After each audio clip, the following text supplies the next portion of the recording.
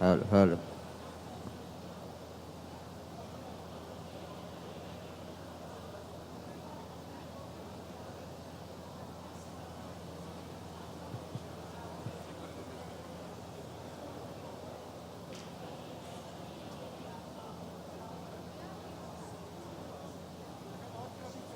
Hello, hello. It will start. It will start. ये has your script? Yeah, this is my script. This is the celebrating women's leadership and influence. Nari Shakti. All right, let me request once again everyone to please be seated. And before the session do commence, I request everyone to please put your cell phones in silent mode.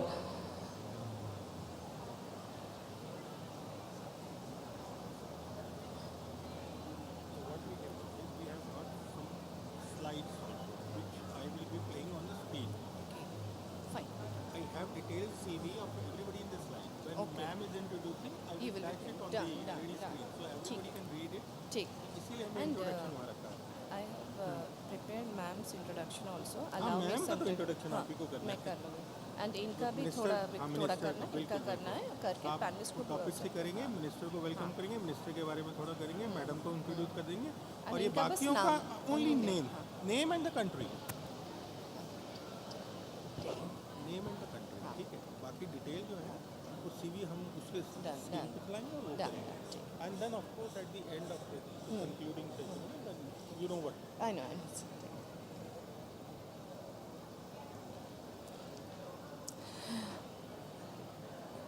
कृपया पीछे के line में जो हमारे audience बैठे हैं उनसे निवेदन करूंगी वो आगे आ जाएं.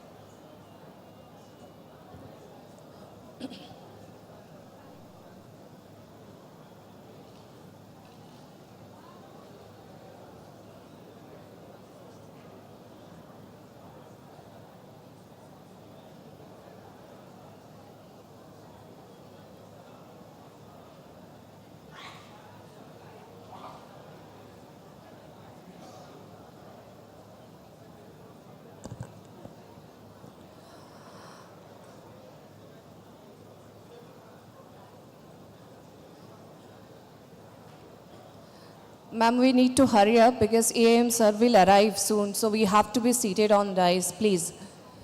Later on, you can give an interview, please.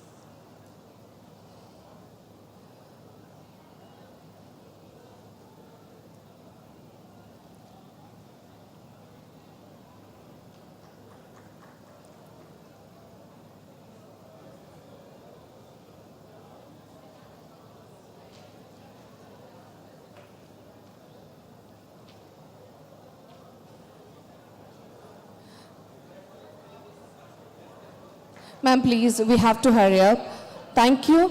I'll be requesting the moderator of our session, Dr. Ritu Karidhar, Indian scientist and aerospace engineer, ISRO, to please be seated on dais, along with our panelists, Ms. Sulet Cox, Ms. Poonam Sagar, Ms. Sudha Majithia, Dr. Indrani Ramprasad, Ms. Maitri Joshi, Ms. Sakala Apachu Debras, Ms. Koki Weaver, Ms. Loveleen Brenner.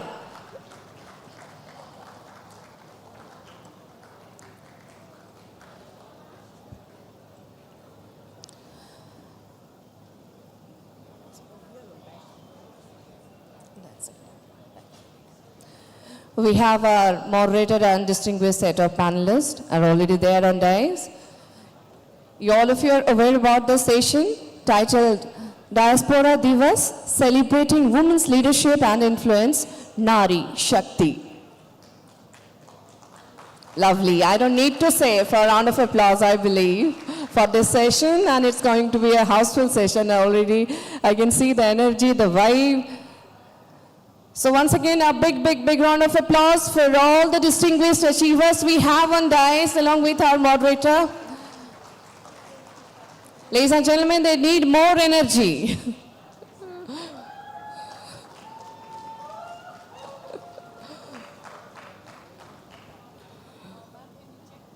Yeah, please, all of you. All of you kindly check your cordless mics. Hello.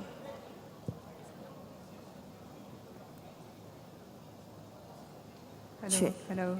Yeah. Thank you. Testing. Hello.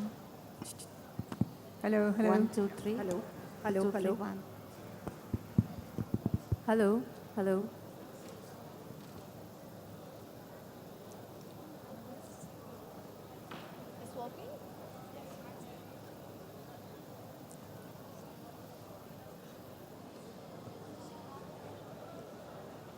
Hello.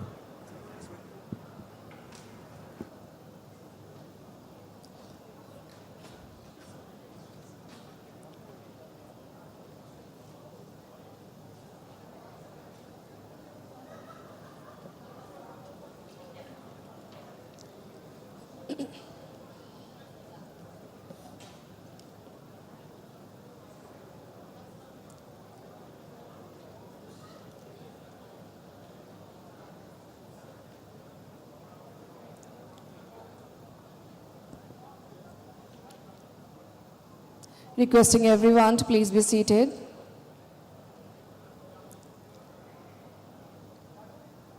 And please put your cell phones in silent mode throughout the session.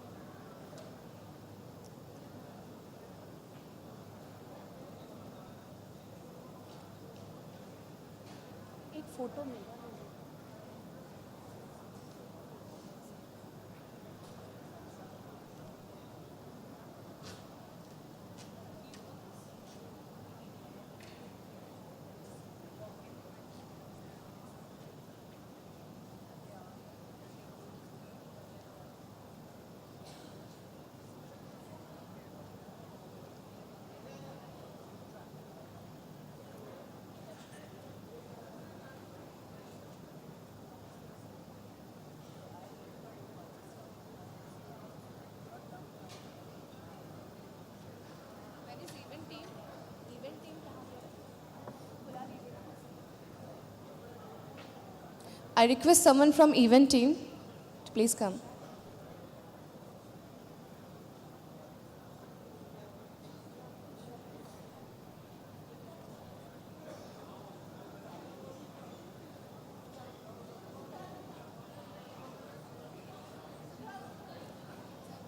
मैं बोल देती हूँ.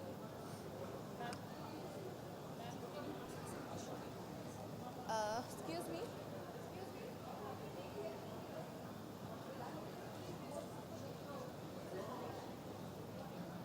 बोल दिया. Conveyed.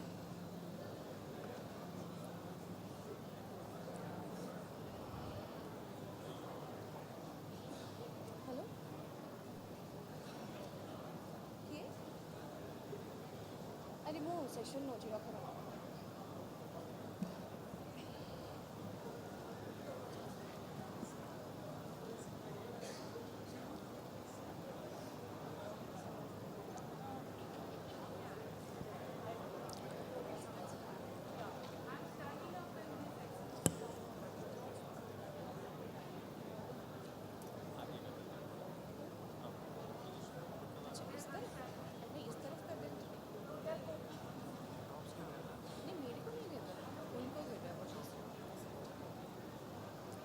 देख लीजिए पानी ही है वहाँ पे गिरा है.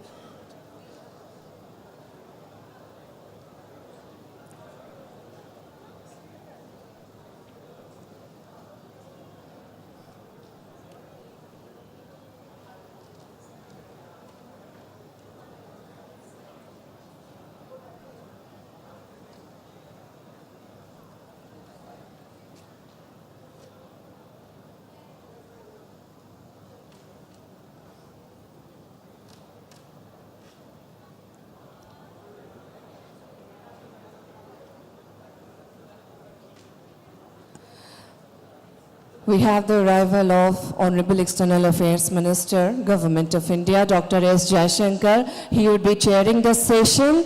Ladies and gentlemen, a big round of applause. Let's welcome Honorable External Affairs Minister, Government of India, Dr. S. Jaishankar, who will be chairing the session. Diaspora Divas, celebrating women's leadership and Influence-Nari Shakti.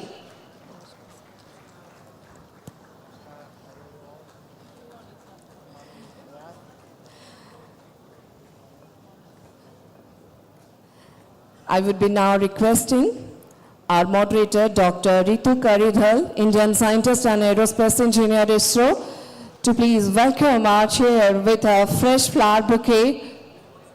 I request Asar to please come.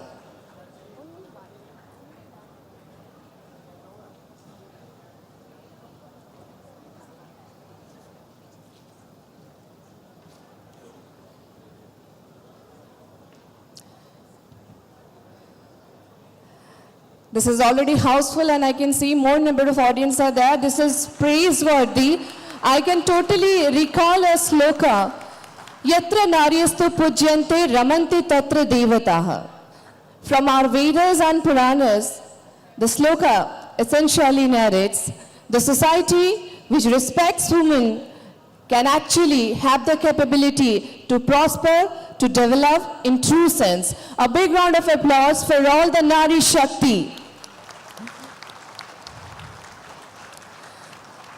The session celebrates the indomitable spirit of women leaders from the Indian diaspora who have made remarkable contributions across diverse fields and regions of the world. They embody the essence of Nari Shakti, the unstoppable force of empowered women who are shaping our world with courage, creativity, and compassion. As we delve into their stories and insights, let's remember the golden words by Malala Yousafzai, who said, "We can't all succeed when half of us are held back." So true. Ladies and gentlemen, it's an honor to have with us as our chair, Dr. S. Jaishankar, India's External Affairs Minister, who is a distinguished diplomat and a visionary leader with an illustrious career. India's global stature has significantly risen with initiatives like Neighborhood First, Act East, and strengthening ties with major powers. As an author, His books, The India Way, Strategies for an Uncertain World, offers profound insights into India's foreign policy and global positioning, reflecting his deep understanding of geopolitical complexities. One more book, Why Bharat Matters. A staunch advocate of women's empowerment, Dr. Jaishankar has consistently emphasized the importance of gender equality in international forums and supported initiatives promoting women leadership in diplomacy and development. This also calls for a thundering round of applause, ladies and gentlemen. His commitment to nation building, coupled with his forward-thinking approach, has made him a respected figure both in India and on the global stage. Allow me to introduce our moderator. Leading us through this inspiring discussion is none other than Dr. Ritu Karidhal, a distinguished Indian scientist and aerospace engineer from ISRO. Known as the Rocket Woman of India, she played a pivotal role in the Mars Orbiter mission and Chandrayaan projects. Dr. Karidhal exemplifies the power of women, breaking barriers and reaching for the stars. Ma'am, we welcome you, and I hand over the floor to our befitting moderator to carry the session forward. All the best to our dignitaries and panelists. Thank you. Thank you so much. It's my honor and privilege to be part of this wonderful session. I'll request our Honorable Minister to start the session with his opening remarks.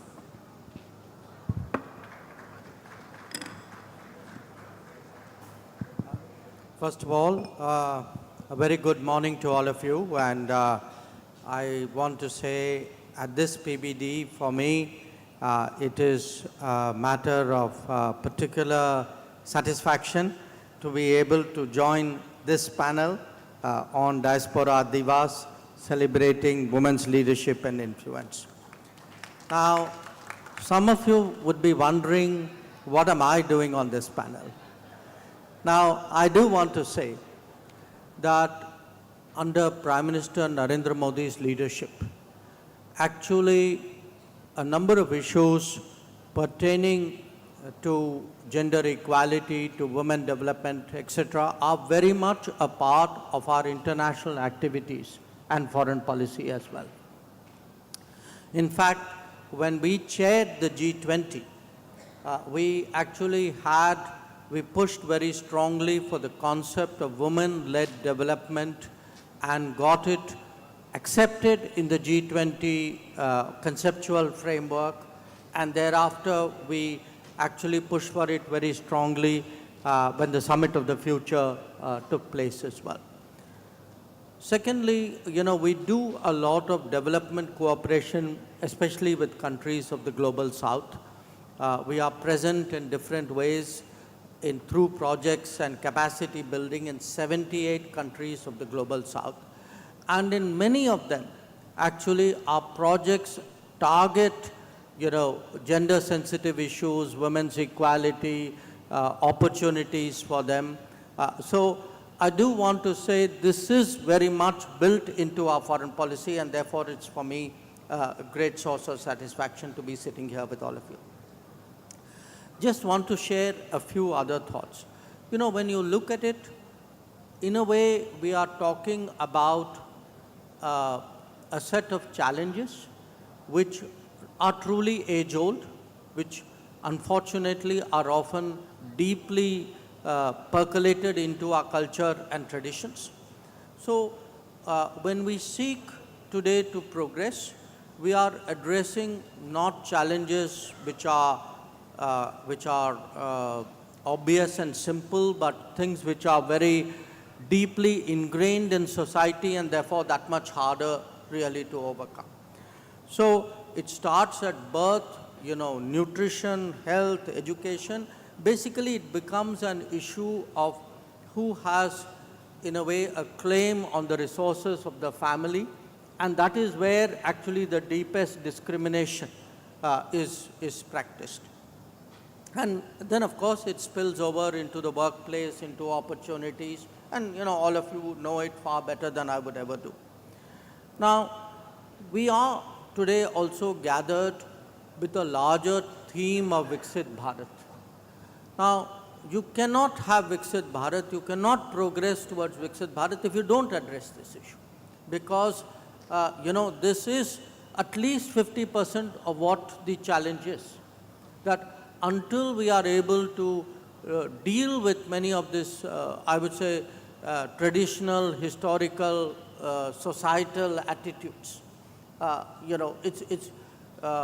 if India is to become a modern, industrial, tech-centric society, then we cannot neglect 50% of our talent. We cannot deprive them of opportunities or shortchange them in many ways.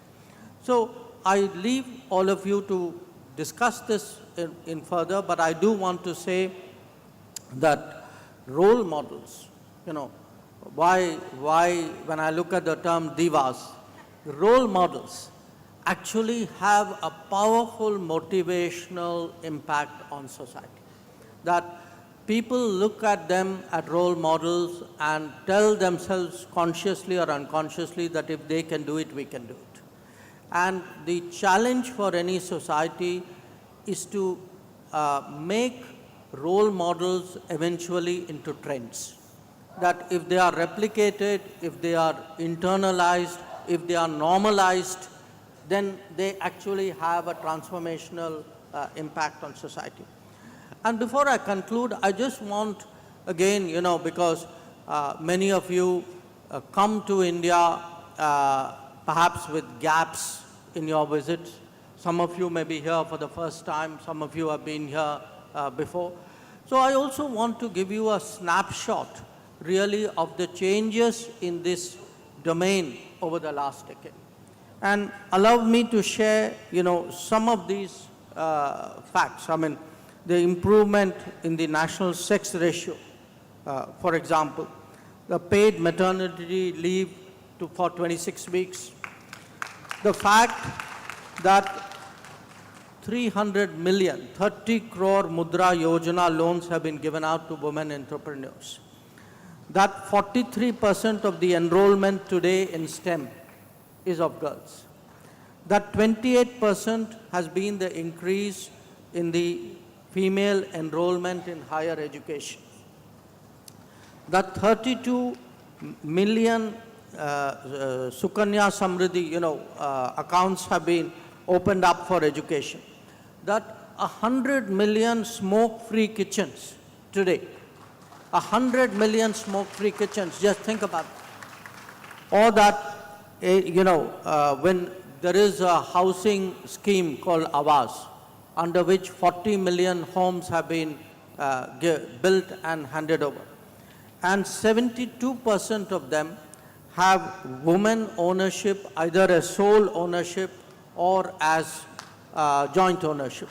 So I'm mentioning this because, when we think of progress, of modernity, of a march towards Viksit Bharat, one metric of measuring it is GDP, how many roads have you built, how many metros, how many cities, how many airports. Yes, that is certainly a way of measuring.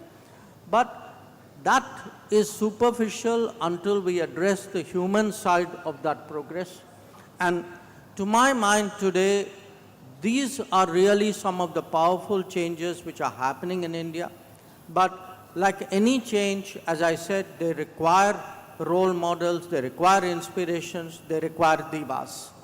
So on that note, may I hand it back to you.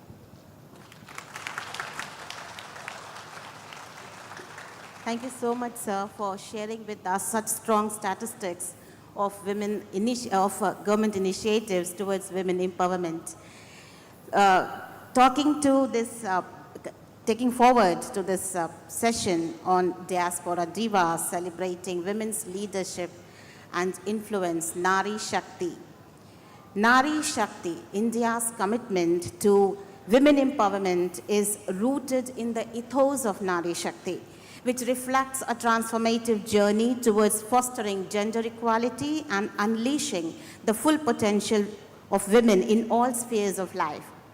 And as Sir has mentioned, with many programs, initiatives, and schemes, Government of India has aimed at strengthening the foundation of not just women development, but women-led development. The historic achievement of Chandrayaan mission is a shining example. The successful lunar landing near Moon's South Pole, named as Shiva Shakti Point by our Honorable Prime Minister, Shri Narendra Modi ji, is not just a landmark in India's space exploration, but also a symbol of the invaluable contributions made by Indian women scientists and engineers. And yes, most importantly, getting recognized in such a magnificent way. Now coming to a celebrated India's women diaspora. India's women diaspora further amplifies this narrative by making significant contributions globally. Spread across continents, these women have made remarkable contributions in diverse fields such as technology, academia, business, arts, medicines, politics, and becoming ambassadors of India's culture and intellectual heritage. Today in this panel, we have with us 8 such wonderful women who will be sharing with us their achievements, their contributions, experiences, and also the recommendations and suggestions necessary to enable and sustain the women empowerment across the various parts of the globe. With us, I would like to first introduce Ms. Shulet Cox from Jamaica. She is originally from the land of Mahakumbh and 3rd generation Indian. She is the president of Jamaican Promotions Corporation. She has worked on numerous projects to drive reform of government processes, support small businesses, prioritizing the women-led business development. Ma'am, kindly share your work experience and your contributions in your land, yes, towards women empowerment. All right. Good morning, everyone, and thank you, Ritu. First of all, I am so privileged to be here among this fabulous set of women that are working tirelessly to empower women across the globe, and I really salute all of you, especially you, Ritu.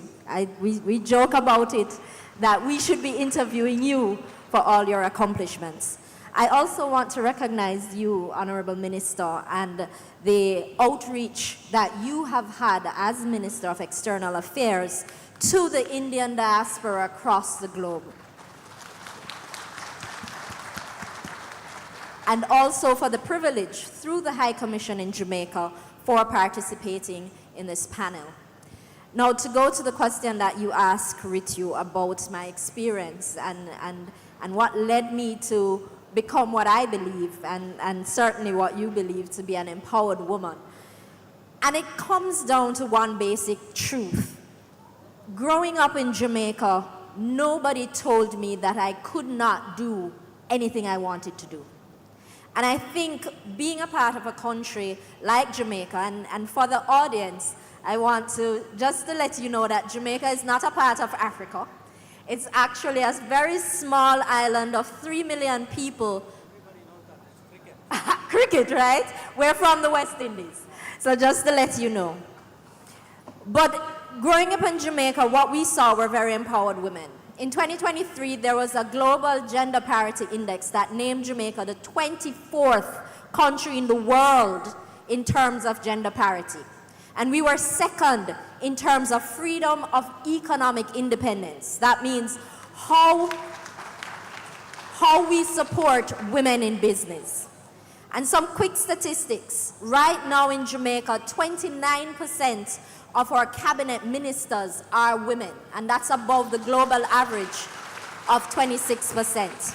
We have 26% women in our parliaments, our upper and lower houses.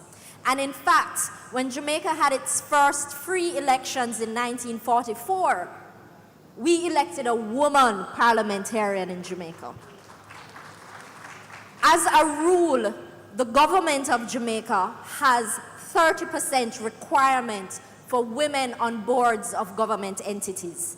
And in our private sector, publicly listed women directors account for 22%. So everywhere I looked growing up, as the Honorable Minister mentioned, I saw role models that told me that I could rise to anything I wanted to be. And at home, it was the same. As Ritu mentioned, I'm a third generation Indian. My grandparents, my paternal grandparents, came from India to Jamaica in 1917. But by the time I was born, my grandfather had passed. And so my grandmother was the head of my family. And we talk about not only women that are empowered, but the men that allow the freedom of that empowerment. Because my father and my uncles never treated it as anything that my grandmother, what she said, goes. And that's the household I grew up in. And so growing up and becoming a professional, and one of the biggest influences I had in my life was one of my older cousins who, for good or for bad, when I was in high school, my cousin was my high school principal. And so he held a standard that I had to uphold. And I had cousins right throughout for all the different grades. And he actually made me become very proud of my heritage as an Indian. And we had, as a Jamaican, which was a largely Christian country, and we only have 7,000 members of the diaspora, the Indian diaspora in Jamaica. Very, very small. But he, as a Hindu, brought Hinduism into our school, and we celebrated India Day just as how we celebrated Jamaica Day. And so even though I was third generation, I grew up understanding who I was as an Indian. So fast forward now to being the president of a government agency, who, by the way, is 73% women, and in our 35-year history has only been led by a man less than 5 years out of that 35. So again, the role models keep going. But in the 2 years since I've been president, I've been working very closely with the high commissioners, and it has opened up the opportunities to work with the diaspora. And we have diaspora that comprises the 180 years of history that we have with India, as well as diaspora that comprises just 20 years. And all of those people are business people that I get to work with every day, including women businesses. And in Jamaica as well, we have members of the Indian diaspora that are both Muslim and Hindu. And we're able to, in my organization as an investment and export promotion organization, we work with companies led by these women. And in fact, we have a program. It's not contained to just Indian, because as a government entity, we work with all women. We have an export development program that has 52% women in the program that we help to develop their capacity to go into overseas markets and create the economic independence that is important and is a part of the empowerment. So there's much more I could say, but I'll hand back to you now, Ritu. Ms. Sholette, being this small community and making this remarkable contribution, amazing. Now, coming to Indonesia, Ms. Poonam Sagar, she is a very well-renowned businesswoman there, and she connects the Indian diaspora in Indonesia as the founder of IndoIndians.com, Director of Infotech Solutions, Chairman of Indonesia Indian Business Forum, empowering women entrepreneurs and fostering bilateral ties. She has completed, and very amazing, I could see in her biodata, she has completed the project of planting 1 million trees, and also providing the platforms for felicitating and awarding the extraordinary women under IndoIndians.com. Ma'am, over to you. Thank you. Thank you, everyone. Namaste and Selamat Pagi from Indonesia. I'm very grateful and honored to be here with you, Minister. And I think we need a rocket scientist to launch us out from talking about women empowerment to where we never talk about women empowerment because it's not a subject at all. So I'm very grateful to have Ritu here on the panel. So, talking about Nari Shakti, the 18th Pravsi Bharatiya Divas celebrates resilience, leadership, and the influence of women in our diaspora. And this resonates deeply with me as a person from Indonesia visiting Bhubaneswar. When I first arrived in Indonesia with my husband and my infant son, I faced the unfamiliar, a new culture, an unknown language, and no immediate support system. But as every immigrant knows, challenges often pave the way for learning and growth. Slowly I adapted, learned the new language, immersed myself in the culture, and connected with both the local and Indian communities. The journey taught me a profound lesson. We are stronger together. The transformation from surviving to thriving came when I found purpose in serving others. I asked myself, how can I ensure no one feels as isolated as I did?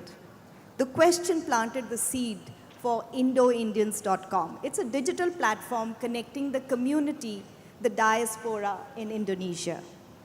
Founded over 25 years ago, Indo-Indians began as a simple information website and has blossomed into a thriving community platform.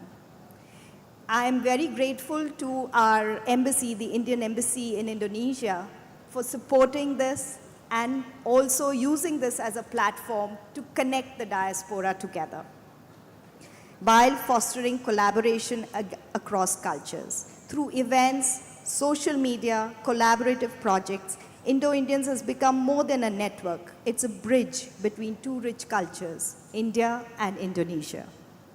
One of my most fulfilling initiatives has been the Indo-Indians Extraordinary Women's Awards, which honor and celebrate women in Indonesia who lead, inspire, and create meaningful impact. I just wanted to share a little story. When we first came to Indonesia and we were looking for houses to live in, just to rent in, and we met the owners, and they said, we want this house. And they said, let me check with my wife. And we were very surprised. Here, the decision-making is equal. Both share the decision-making. And that was a big learning for me, where decision-making is not led to only one person in the family, but it's shared. So this was a big... Yes, Poonamji, bringing the awareness through digital way, that is a demand of the day. Yes. And for women empowerment, the digital awareness is very, very important nowadays. And thank you so much. Now coming to Tanzania, yes, Ms. Sudha Majidya. She is a social worker, philanthropist, mental health professional. She founded a diverse group of companies, including Fast Ayurveda Retreat Resort in East Africa. And the best part, what I found, ma'am, in your biodata was, you are ensuring that 50% of the staff is women. Yes, ma'am. And creating, platforms that not only celebrate women's achievements, but also foster cross-cultural learning. So we would like to listen from you, your journey to achieve towards this achievement of empowering women in your area. Yes. Thank you so much, Rituji.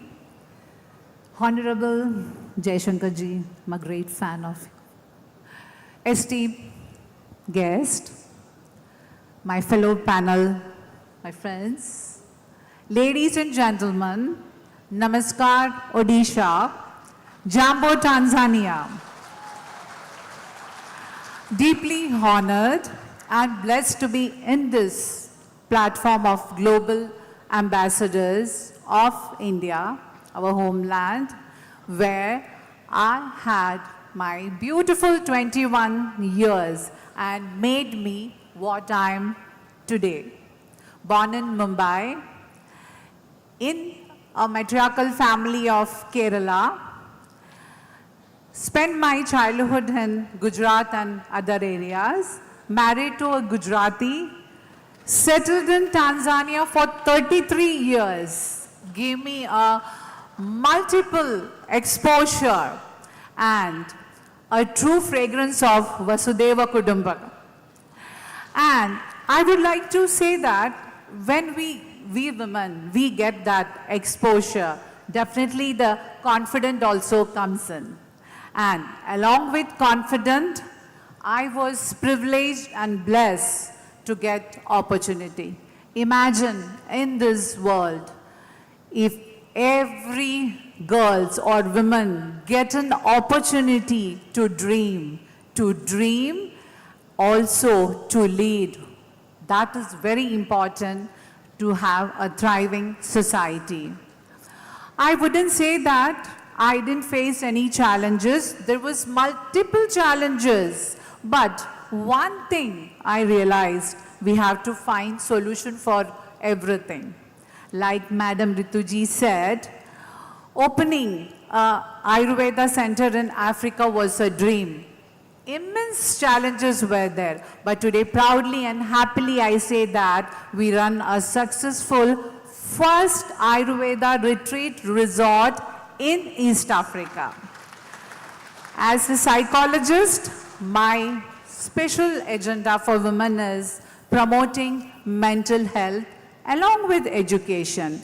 I always feel that we women, I'm not taking any sympathy, but we women always we get into a lot of multitasking, and one thing we realize that how we need to balance our act. So mental health and the promotion, the awareness, I as a counselor, I work with various community from the privileged one to the vulnerable society. And as Rituji put in, my main agenda is female empowerment, and I make sure in all the organization I lead, 50% is female employees with equal pay.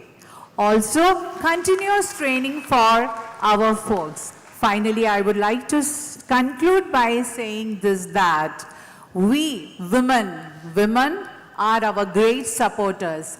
If we get the right person behind us to support, we are there and we are going to successful. And let me stop by saying that let's decide and choose the freedom, what we want to do, not the society, it's us. Thank you so much. Thank you, Asante. I would like to thank my embassy, Biswajit ji, and the team for this wonderful opportunity. Thank you so much. Thank you. Thank you, Sudhaji. Yes, promoting Ayurveda there and mental wellness. Yes, as you pointed out very rightly, this is what women need. Yes. Now coming to Trinidad and Tobago. Dr. Indrani Ramprasad, 4th generation Indian, and very proud to say she is the first female priest, Pandita, state recognized by government of Trinidad and Tobago. She's a women activist, a visiting professor at Banaras Hindu University, and she's a researcher in Ramayana and culture in Bharatiya Diaspora. And she is the recipient of the National Award Gold from the government of Trinidad and Tobago for her contribution for the development of women in religion and community. Oh, that's a great introduction, I think, from my side. Please, ma'am, do share with us your challenges and how you could make these contributions in this totally different area, you know, religion and community, and bringing Ramayana into picture. Thank you, Madam Chairperson. Honorable Minister, it's such a pleasure to be here. It was my goal on my visit to India to be next to you. And here I am. Thank you. Thank you. And our guests, thank you for being here. Namaste, and in the tradition of my ancestors, Ram Ram, Sita Ram. That's how we greet each other in the Bharatiya Diaspora. Namaste is new to us. Ram Ram, Sita Ram. Now, for me, growing up, I am a complex person. I want to learn. I always say I've never seen a picture of Ma Saraswati with her eyes closed. And that is an inspiration for me. Always learn. I'm a learner. I think I'm the oldest one on this diaspora, on this platform.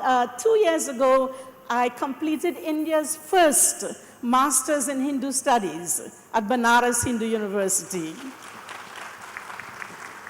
I was the oldest person then, older than the Vice Chancellor himself and everybody else, but I continued learning. I chose India for all my tertiary education. My bachelor's, my master's, my PhD have been here, Banaras Hindu University, University of Pune, and I'm back as a visiting professor at BHU, where I developed a course called India's Diaspora.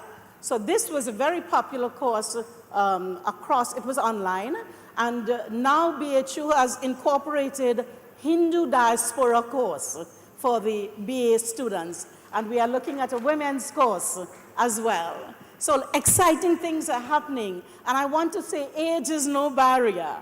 Age, I stopped counting a long time ago. Swabhav, I understood my swabhav. That's so important to know who you are, you know, and live according to that. So when my grandfather, my Aja, said to me, why don't you become a Pandita? So he said, you're already doing the work. I was doing lectures and so on Sanatan Dharma. And I must say, I came to India in 1973 to study Sanatan Dharma. There was no such opportunity. I had to settle for Indian philosophy. But under this government, I got the opportunity for a master's in Hindu studies. Thank you, India. Thank you, India. Thank you, India. So my Swabhava, my Aja said, you do that. I said, okay. I was already doing it. So I had to mix the rituals. And for me, it was the scholarly aspect. That is what I understood as a Pandita, the scholarly aspect, plus the rituals I had to do. It opened doorways for lots of other women. Today we have about 5 to 7 women, Hindu women priests in Trinidad. It's been a long journey. It's been hard. It's been hard. And, you know, some of the major organizations said to me, you can't be that. And I said, no, I can be what I want to be. And when a woman says no, she means no. When a woman says no, she means no. And I stood my ground, and I pursued that path, me too.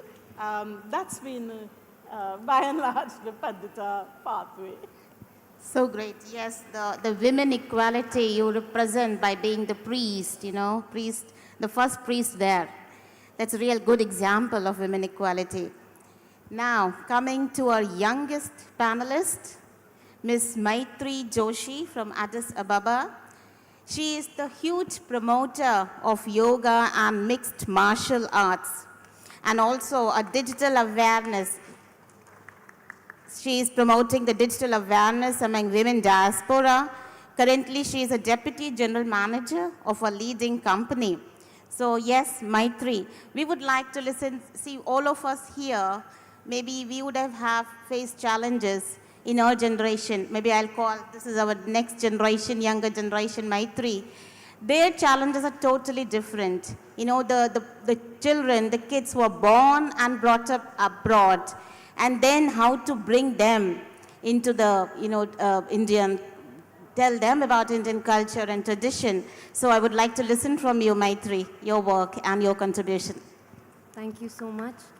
Jai Jagannath, Namaskar, and a very good morning to everyone. Respected Chairperson, our Honorable External Minister, esteemed panelists, my fellow Nari, Shakti, Divas, and my dear audience. It is a privilege to be sitting here amongst these wonderful ladies on the stage. I'm deeply grateful for this opportunity. Thank you to the whole arrangement, to the ministry, to the Government of India for bringing us here together. Thank you so much. through my journey, I have come to believe that every human thrives on three interconnected pillars. The three very important pillars of physical, mental, and emotional stability. So, according to me, like for a woman, amongst these three pillars, when it comes to women empowerment, one of this is external, which is the emotional pillar. This is supported by our families, the society around us, our friends, our family, our partners. Besides this external pillar, there are two very important internal pillars which have played significant role in my life, and they are physical and mental. Out of these two also, one pillar which I found really like a game changer for women is physical pillar. Something that you can do, something that you can take charge on. And I have been actively part of an MMA circuit in India. I have been involved in yoga. I promote physical activities amongst women even more, because I understood that, when you learn a self-defense art, the kind of power that you get from within, it cannot be substituted by anybody shouting at you from outside that you are empowered. No, the empowerment that you feel from within when you are standing at the road alone and you know that you can defend yourself. This is a game changer for me and has, I think I would really want to promote it from this stage. Besides this, what we do in Ethiopia is I try to bring the youngest generation of Indians there. We conduct competitions, art competitions, or we conduct essay competitions. We do exhibitions wherein we make sure that the youngest generation of Indians abroad are in touch with the golden heritage of India, and especially the most important of them all, that women were always respected in our society, right from Rigveda till today. They've taken us to the moon and back, and we are very powerful. So I make sure that not only young women, but also young boys and men understand this, because that's how I also want to touch the third pillar, which is the pillar of emotion, yes, where the society plays a very important role. So if I want to conclude after this, I would want to say that, Indians live on the ethos of Vasudev Kutumbakam, that the world is one family. And we know, all of us, when we go back home, how important women are inside home, inside our families. Imagine the importance of women when we call the world a family. So thank you so much. Thank you so much for giving me the stage, for sharing my views. Thank you. Thank you, Maitri. It's really wonderful works you're carrying out. And yes, you pointed out the self-defense. That is the most important part I think every woman and girl should have and should learn also. Now coming to Qatar, Ms. Sakala Apachu. She is a former Miss India runner-up, models for all top designers in India. She's a huge promoter of Indian fashion and brands. She has worked in media, running some 6 magazines, fashion show director for the fashion school, a member, and believes in financial independence for women. The major part, how a woman can be empowered just when she has the financial independence. So we would like to know more about your work and your contributions in this area. Thank you so much. I'd like to say Subha Sakala Odisha. I hope I'm saying it correct. Thank you, His Excellency Mr. Jaishankar, huge fan. Also, Ritu Karigal, your accomplishments are absolutely intimidating. I'd like to thank Ambassador of India to Qatar, Mr. Vipul, who actually thought I was worthy of coming here and representing the women of Qatar. I'd also like to thank the Odisha Administrative Service, who's done a fantastic job of looking after us, my parents, my first love, and of course, Bharat Mata. Fashion is a $40 billion industry worldwide. It's just one of the biggest in the world, right after oil and gas. And we in India are huge contributors to this. It is our silks, our cottons, our embroidery that is available in all international brands, be it a Dolce & Gabbana or a Gucci or a Christian Dior. This, unfortunately, has not trickled down to our people, the prices that they offer. And the second thing that's not happened is that we have not put this information on the map. We need to understand that India is one of the hugest markets for producing this, but India is not one of the hugest markets for receiving the end product, or rather the money that the big brands make. Now, for example, Nari Shakti would be the pillars of society which we talk about. We are talking about financial, we're talking about social, and we're talking about sustainability. Financial independence for a woman is to teach a woman about how to stand on her own 2 feet, not be dependent, and always have money and always have her own voice. I was brought up in a family, my father's a military man, he was in the Air Force, and he was as big a feminist as any other woman would be. And he always said, stand on your own feet and also have respect for yourself. It is very important for us to respect ourselves as women and also be financially independent. Don't you agree, ladies? The social responsibility that we talk about is the fact that every family, the integral part of the family is that we are what we are because of the support structure within the family and within the society.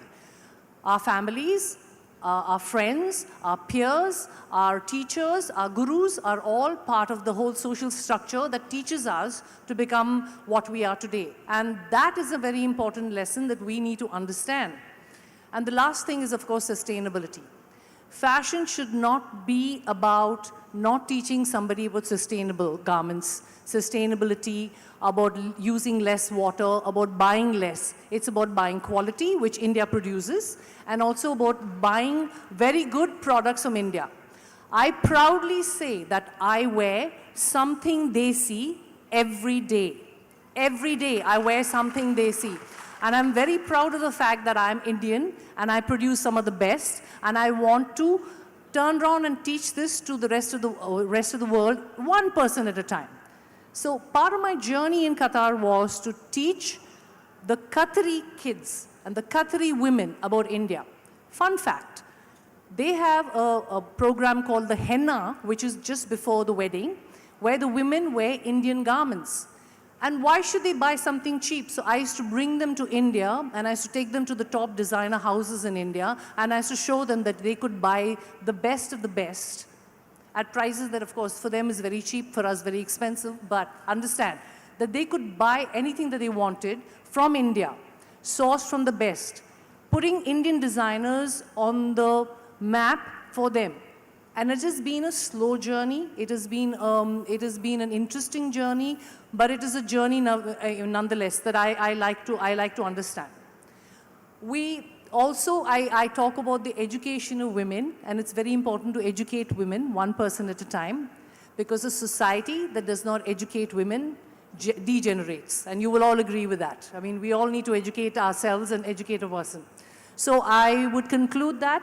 Thank you, Ritu, for having me, and thank you, Odisha, again, for hosting this. Thank you, Ms. Sakala. Yes, the financial independence and the fashion, promoting fashion and promoting Indian textiles abroad is a remarkable work. Now coming to Slovenia, Ms. Koki Weber. She's been in Slovenia for 50 years and a successful businesswoman. She's founder of the brand Sari Co. handicraft stores, and she's passionately promoting Indian traditions and culture. Arriving in Slovenia from Kolkata in 1970 as a newlywed in an arranged marriage, she discovered a new way of life. I want to know, ma'am, journey of being a newlywed bride to a successful businesswoman in Slovenia.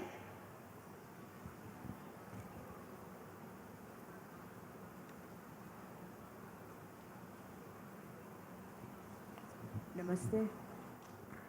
Very,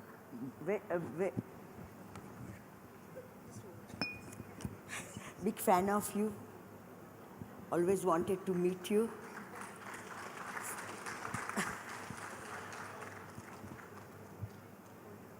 You can tell about. Should I hold it for you? Yes. Yeah, no, Yes. Oh, yes, okay. Yes, ma'am. I came to, It's fine. nervous. No problem. No problem. It's fine. It's only normal.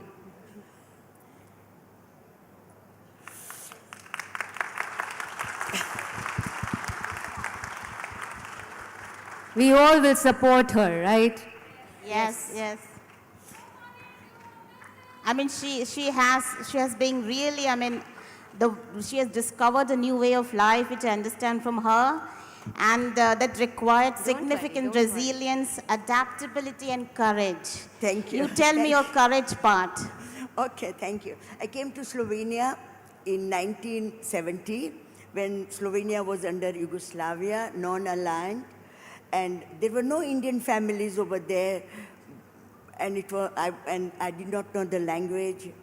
I was completely lost in that world. But then people of Slovenia were very friendly.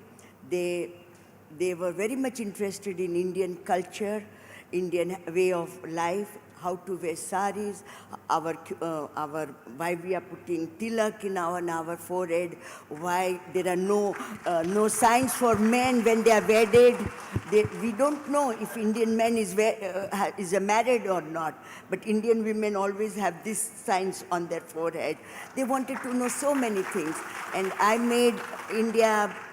bought Indian culture, Indian way of life, our god and goddesses, and our food habits, everything to Slovenia. Slovenia of 2 million people now know India very well.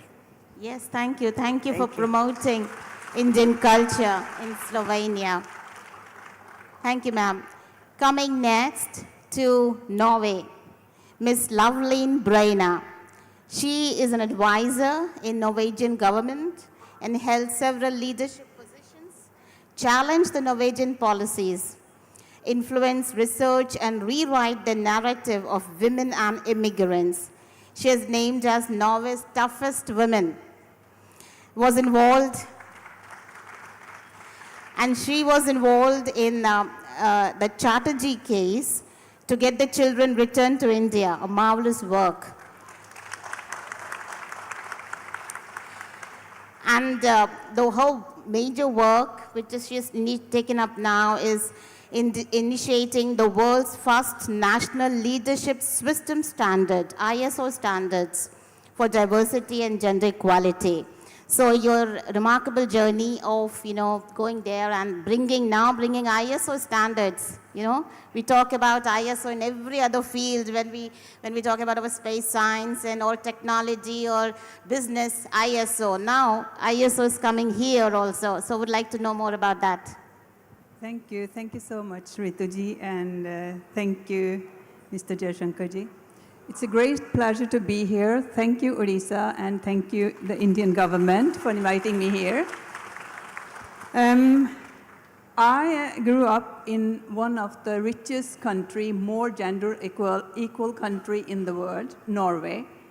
And during my career, I have had opportunity to have several different leadership positions at national level in Norway. What I came to know when I was in these positions, that I had a huge impact on Norwegian laws, Norwegian policies, Norwegian unions, Norwegian organizations, Norwegian politics. So I had a unique opportunity to make a difference, not only for women, but also for immigrants and diasporas. What I came to know, while I was living in most gender equal country, gender equality and diversity and inclusion were divided. Gender equality was about white women and men. They talked about equal pay, equal opportunities, women in leadership positions, and so on. But when we talk about women and men with migrant background, diasporas, it was always about diversity and inclusion, not about gender equality. As if we are only immigrants, not women or men. As our elderly parents are not elderly people in Norway or in Europe or in all Western countries, we have the same mindset, but they were only immigrants. So what I did when I was at the national level, I started to challenge Norwegian research, Norwegian policies, Norwegian laws, Norwegian politicians, and to challenge to make a difference, we needed a framework which was recognized by not about only in Norway, but all over the world. So I started this journey. I took initiative in 2016 to develop the world's first national standard of gender equality and diversity. And after 2 years, in 2018, the standard was completed, and we started also lobbying after that. After 6 years, 33 countries voted to develop an ISO standard. So this standard, this mindset that women, men, also with darker color, also with disabilities, people with diasporas, have the equal right to equal pay, to link their contribution to value creation, sustainability, and innovation. So I wanted the Norwegian government and every country all over the world to recognize diaspora's contribution, not only focusing on inclusion, but also focusing on giving them the opportunity to embrace their contribution to the business and to unions and make a difference in the countries. I wanted a fair work life and society for all women and men. I wanted to make a difference. So when this standard was developed, we challenged Norwegian policies and research. So now the researchers in Norway, the policies in Norway has focused on gender equality, which include everyone. All diasporas are more treated as equals, and we are still fighting for equal opportunities, but we can make a difference. The reason why I think this standard is important can be a framework for Viksit Bharat is that we have the same challenges in India as we have in Norway at structural and systematic level. This is a system, this is a structure we can implement to make a difference. There is not one way of living, it's not one way of becoming empower women, it's many different ways. And this framework is making it possible for people living in villages, people living in big cities in India. This can also be a framework for organizations, for unions, for policymakers, for departments. So I think we have a framework now which can make a difference, not only for women in Norway or in diasporas, but all women and men in India as well. I believe in gender equality by embracing women and men. We should stand together. Yes. Thank you, Ms. Brenna. Yes, being in the leadership position, and as you talked about the framework, we can discuss separately about, bringing it into our system also. It's a very great work. Now, when we have completed, I think I have covered all diverse areas of women empowerment, from religion to business to fashion to self-defense to martial arts. So I'm really overwhelmed. I would like to now take up the second round with the question from I think it's from the audience also, I believe that. What will be your suggestions or recommendations to young girls and women who are planning to settle abroad or become the part of the diaspora? And also how your work and influence can get aligned to Government of India initiative for Viksit Bharat. I would request you to give it in brief, maybe a minute or so. I will start with Ms. Shulet. Thank you, Ritu. So for me, and I think Sachi mentioned it, financial independence, but to kind of bring it down to economic independence. And that's what I work on at Diaspora. And that looks 3 ways. The first one is training. In Jamaica, we have a 75% enrollment rate in university for women. So men traditionally are the marginalized one in training. But there's certain industries that women are not a part of. And so I think one of the big things that women have to look at is that constant learning, right, Indrani? And that is a big part of economic independence. Then there are jobs, just generally jobs.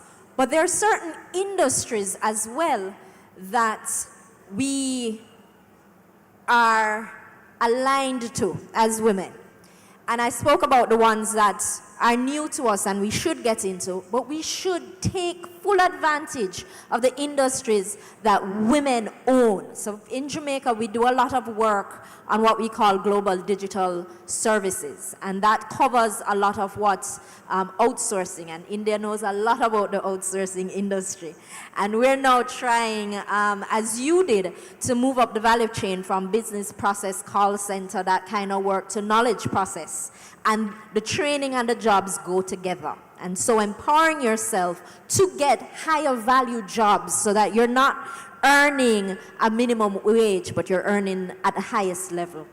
And then the third element is business development. Women are risk averse. I know that for the women in Jamaica, I'm sure that goes across the board. And because of that, we don't enter the business world very often. We like the security of a 9-to-5 job that gives you a salary on the 25th of the month. But business opens so many opportunities for economic independence if you find the right business. And I think somebody said, if you find the right support for that business. So I want to fold in what the government of India can do, because, for example, I mentioned that we work very closely with the High Commission in Jamaica, but our Prime Minister of Jamaica was here just a few months ago, and we're looking now, how can Jamaica and India work closer together to build businesses in Jamaica, but also to bring Indian businesses to Jamaica and tap into the entire Western Hemisphere. So there's a whole lot that can be done to empower women through economic independence. Yes, the economic independence, that's the real requirement. Now coming to Ms. Poonam Sagar. So I would like to know how your influence or work can get aligned to Government of India's vision of Viksit Bharat. So I like to refer back to what Gandhiji said. He said, be the change you want to see in the world. And that is true for all of us. So in being the change, for women especially, it's all about creating connection, celebrating women, and empowering them.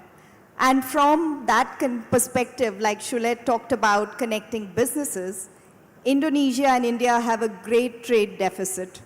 Indonesia sends a lot of exports to India, but the other way around is ripe. The way is open, and the doors are opening now.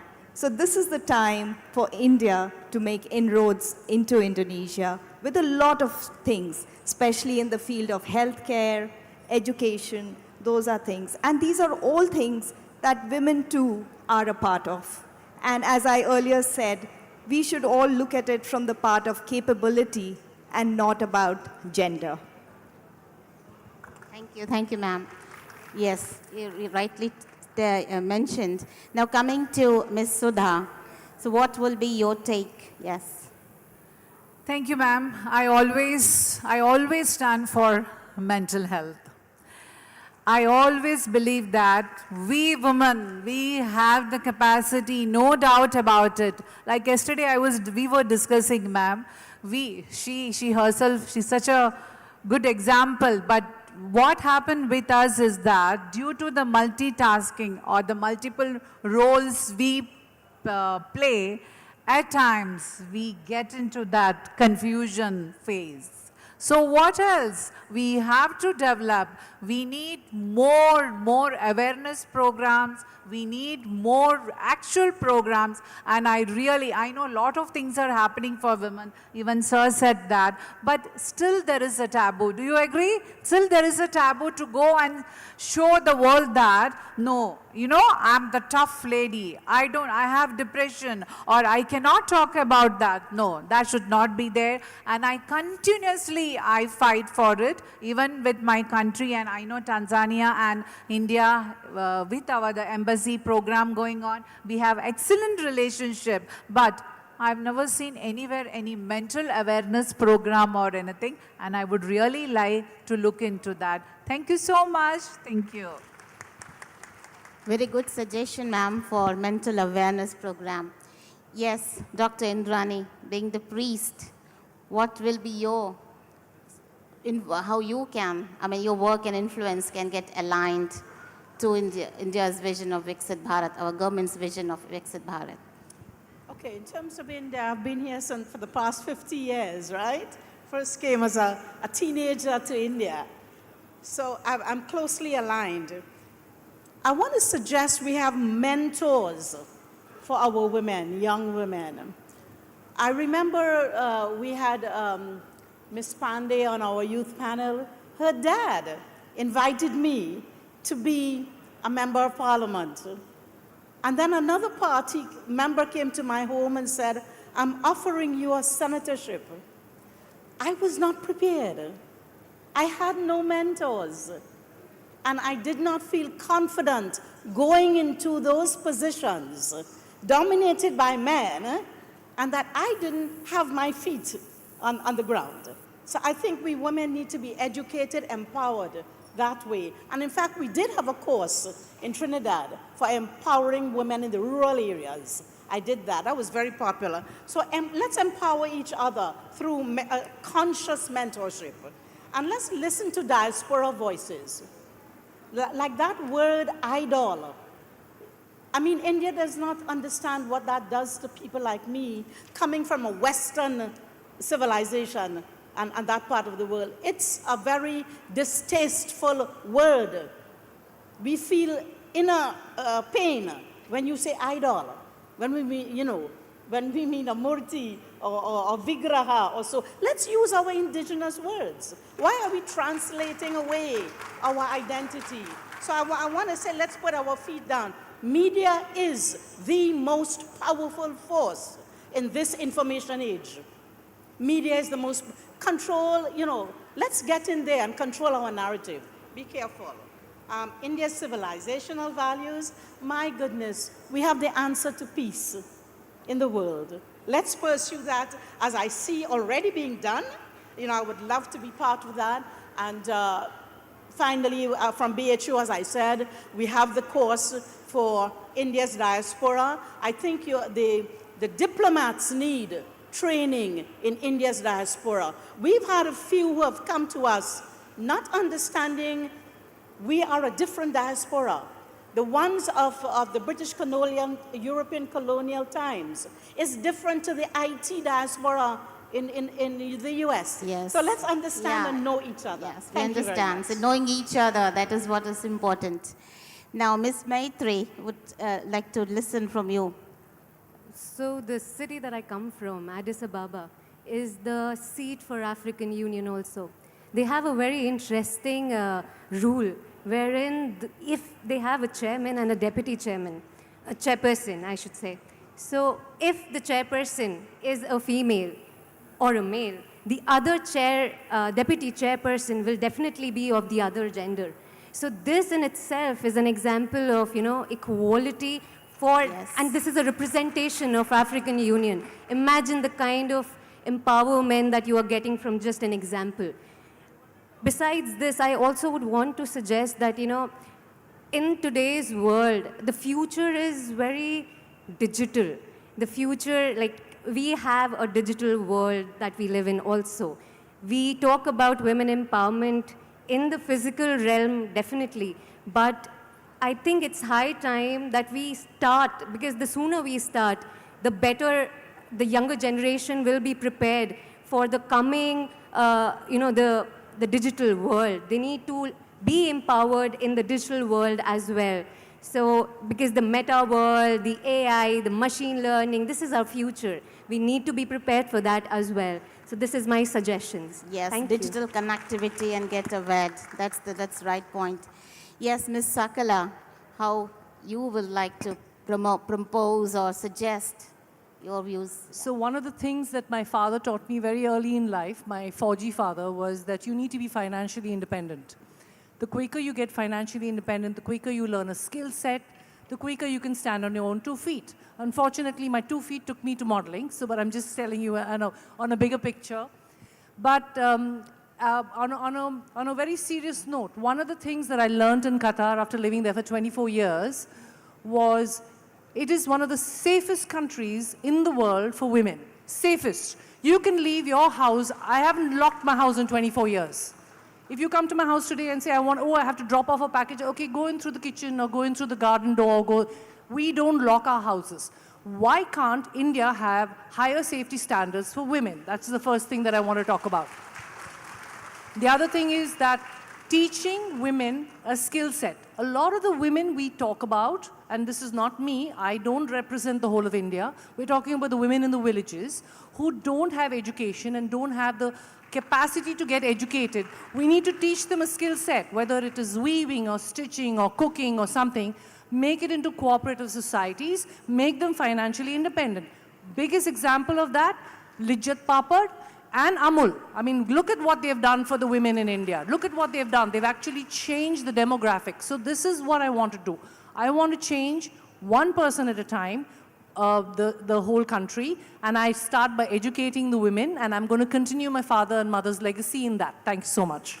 Thank you so much, Ms. Sakala. Yes. Yes, Ms. Koki. Maybe your story on your courage and resilience, what you would like to suggest. When Slovenia became independent from Yugoslavia, I opened my sariko shops because it was very, very, very difficult. I wanted to make it an Indian handicraft shop. And coming to India, we don't know where you sell handicraft for a big bulk or anything. I had to go from villages to villages, search for it. But in the end, India opened International Handicraft Fair in Delhi. And now I'm coming to that fair since last 33 years.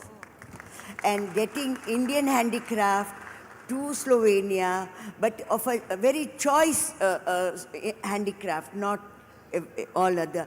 And now I've seen the handicraft in Odisha. I have to come again and get handicraft from Slovenia, Odisha also. Because Odisha, I don't think they exhibit that many handicraft in International Handicraft Fair in Delhi. Because then I have to come now here to look for it. And that is my next aim, to come here. And then one more thing is that I was left alone with my daughter in Slovenia. She grew up. She went to study in America. She came back and she opened an Indian restaurant. First Indian restaurant in Slovenia, and it is so popular since next year it will be 20 years. We've got authentic Indian cooks and authentic Indian food, which is even our ambassador, Mrs. Namrata, she praises it, and I thank Mrs. Namrata that she sponsored me to come here. So nice of you. And I also take part as an Indian citizen. We have an international women's association where we do bazaar every year and sell our own country stuff, not any other countries. Like I sell Indian stuff, and whatever money we get, we give it for the battered woman in Slovenia. This is very nice to know now. Odisha, taking Odisha I'm doing to Slovenia. A lot in the name of India, and thank you very much. Thank you so much, ma'am. Thank you. Yes, Ms. Loveleen, being in the leadership position, what will be your suggestion or proposal, to get aligned your work with the vision of Viksit Bharat? Thank you. Looking back to my childhood and adolescence in Norway, I hadn't many role models in Norway, strong women who I could look up to. But I had role models in India. Indira Gandhi, I had Nargis in Mother India, and I had all the goddesses in India. So I needed role model, and I had to find them in India. So when I became the chair of National Parents Committee appointed by the King of Norway, this was my first leadership position. The only thing I had with me was Gandhi's rules and way of thinking about diversity and inclusion and equity. So what I did was focusing on what are similarities among people. I think this is one thing we can bring with us to the Indian government. Connect people by focusing on similarities and embrace differences as way to value creation, sustainability, and innovation. The second thing is that we must involve men and make them responsible for giving women the positions at every level in the country and in organizations, from villages to big national and international companies. I think it's important to think diversity and gender equality and empowering women by helping men to understand why this is a part of building the nation. It's not helping women, it's to create a strong nation in the future. We need India as a strong nation, and I think when I was chair of this national committee of the standard of diversity management, I was really proud that I made it. But the ISO standard, the committee, the chair is my son. He is embracing and developing this standard. So we have to involve men. And the third thing is that I hope we can have this framework, because through this framework, the organization must know how to establish, implement, operate, monitor, and maintain and improve gender equality and women empowerment. So I think we have the framework. So this will be my suggestion. Yes, your framework. Interesting. So with this, I understand, we have undergone 2 rounds of very thought-provoking discussion, sharing these all lovely ladies, wonderful achievers, their contribution, and also the suggestion, to enable and sustain the women empowerment. Now, I request our Honorable Minister, if you have any questions to any one of them, or we would like to listen from you. Would you like to take questions from the public? Maybe one question, because we are running out of time. We can take one question from audience. Yeah. Yes. Any one question? Michaela, do you have a question? Yes, a question. Please say your question and to whom you want to ask. Mike, please.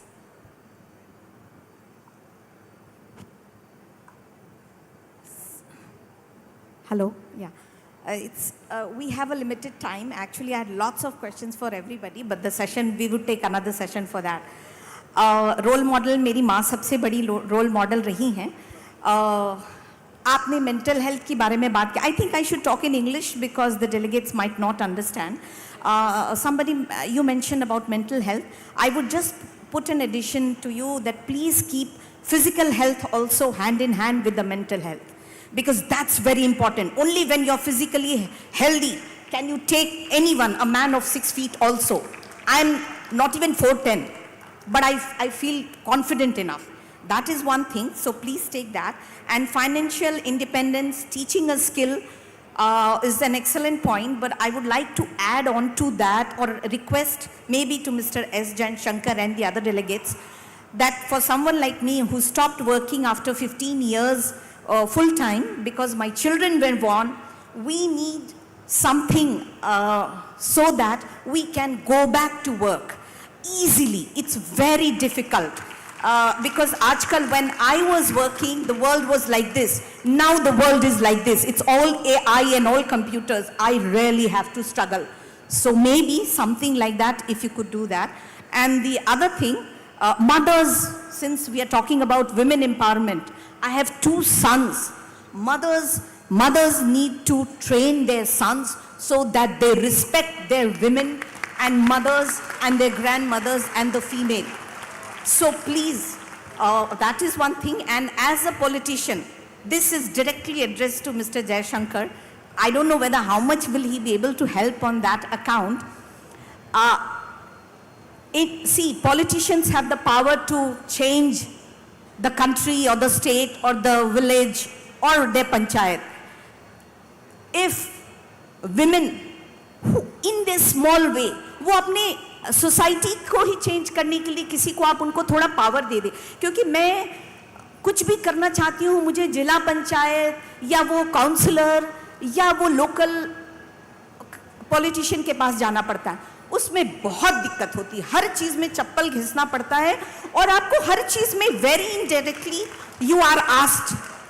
So please if you could do something with women, maybe 10 लोगों के बीच में ही मैं अगर difference बना सकूं, I would be more than happy. Like during COVID, we went for the lunch duty for the Dihadi Mazdoor. That was so fulfilling. Thank you, ma'am, for the question. Yeah. Yes. Like I said, I have lots to say. Yes, I guess yes. I'll stop here. As you told, we have challenges, but what I want to say, ma'am, if you have self-belief in you, yes, anything can be conquered. Yes, I go ahead and do that. I'm and talking I for the would general like people. now to give to our Honorable Minister, and yes, your concluding remarks for this session, sir. Thank you very much. And I must say to all of you divas sitting on either side that for me actually it's been really a fascinating discussion to hear your experiences and your thoughts. Now while I was sitting here listening to you, it struck me that in each one of the countries you come from, I've actually had the direct experience of working with or knowing somebody who would be a great woman role model. In 4 of your countries, Jamaica, Indonesia, Slovenia, Norway, I've had the privilege of working with women foreign ministers as my counterpart. Your current minister is one of my closest friends.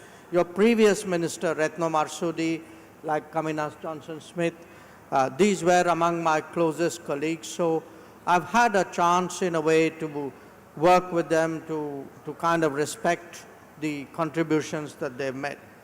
In 2 countries, Ethiopia and Tanzania, I've actually called on the previous president in Ethiopia and the current president in Tanzania. And in Qatar, of course, we know the social and philanthropic leadership of Her Highness's Foundation. So in each one of your countries, there are actually very powerful role models, and I think in a way best practices are something which clearly have a relevance in that field. Now, I do believe that women make great diplomats, very good leaders, and we will have the privilege later in the afternoon of listening to a leader role model from India, which is our own very president, who is from the great state of Orissa. Now, when it comes to diplomats, it's interesting. I was looking at the Indian Foreign Service, and I found that actually there's been a very significant uptick in the number of women who've joined the Foreign Service. And when I look at the last 10 years, since 2014, women are actually 36.3% of the total diplomats, the Indian Foreign Service officers who've joined. I am confident those numbers would be higher.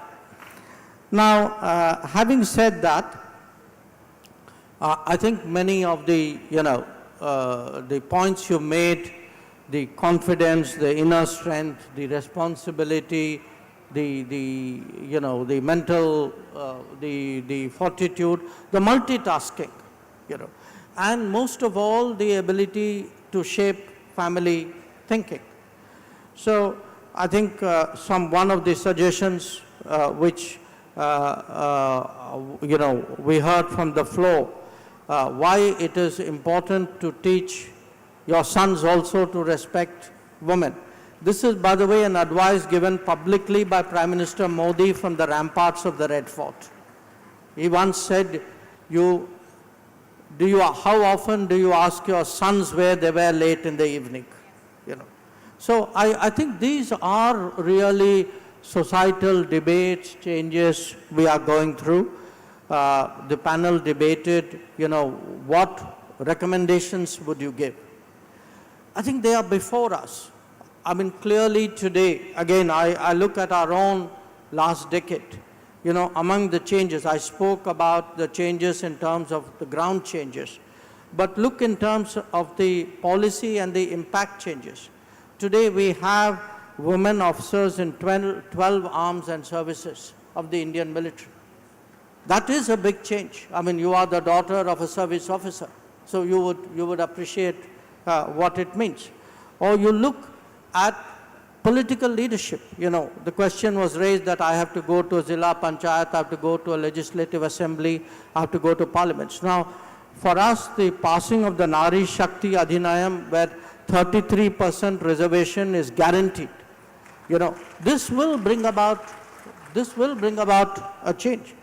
Or if one looks today at entrepreneurship, that when we say, we talk of Lakpati Didi, we talk of Mudra, we talk of Swanidhi loan programs, unsecured programs to allow women entrepreneurship, the number of women who have actually availed of loans under Stand Up India, I think exceeds 70%.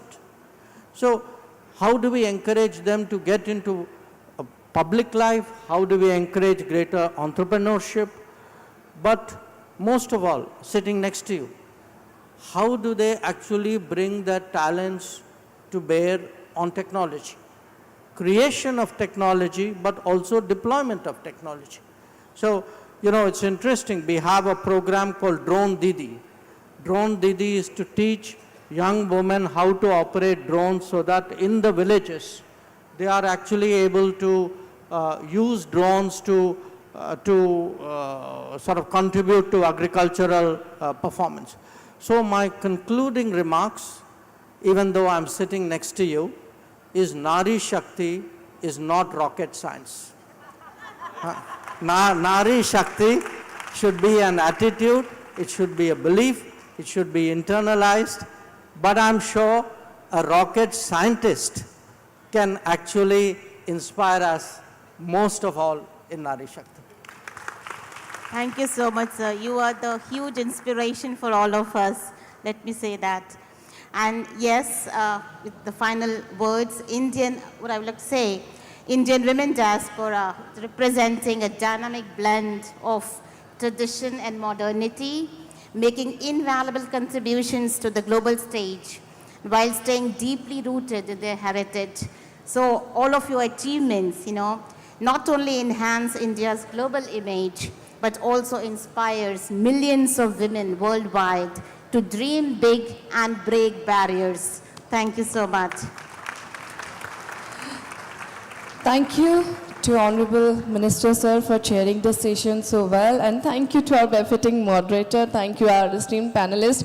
I'll take pride once again reminding all of you that it was our Honorable Prime Minister vision, dream, which Odisha government has successfully implemented through the revolutionary Subhadra Yojana by strengthening the grassroots women. And we have one of the key role players. Please give a round of applause to our Deputy CM Madam Prabhati Parida and true advocate of women empowerment, our Deputy CM Shri Kanak Vardhan Singh sir. And also we have our Health Minister, Chief Secretary, Principal Secretary, all the amazing administrative officer. We are proud of you. And thank you so much, sir, for this amazing session. I would definitely quote one line: the future belongs to those who believe in the beauty of their dreams. Ladies and gentlemen, we had witnessed fantastic session, and thank you audience for full house present and support throughout the session. For the very first session, I didn't have to remind all of you for a round of applause or anything. It was totally contagious energy. Once again, thanking all of you. Please come forward and let's pose a group photograph. Thank you so much. And please stay tuned. We will witness another power-packed session shortly, ladies and gentlemen.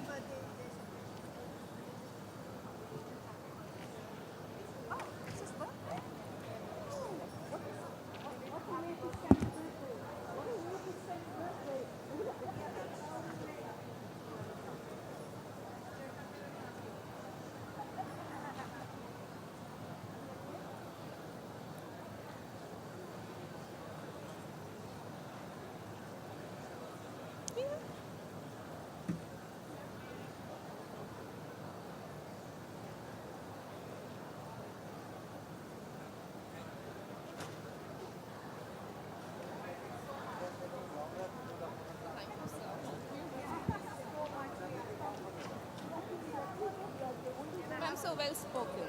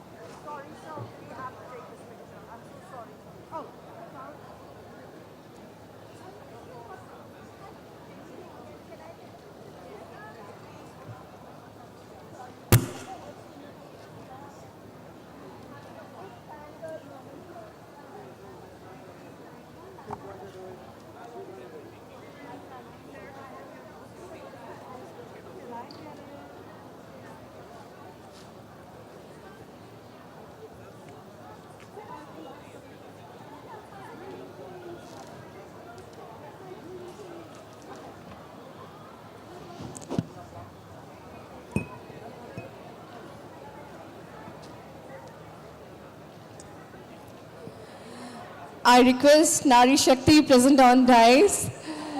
Our Honorable Minister Sir has some other schedule, other commitments.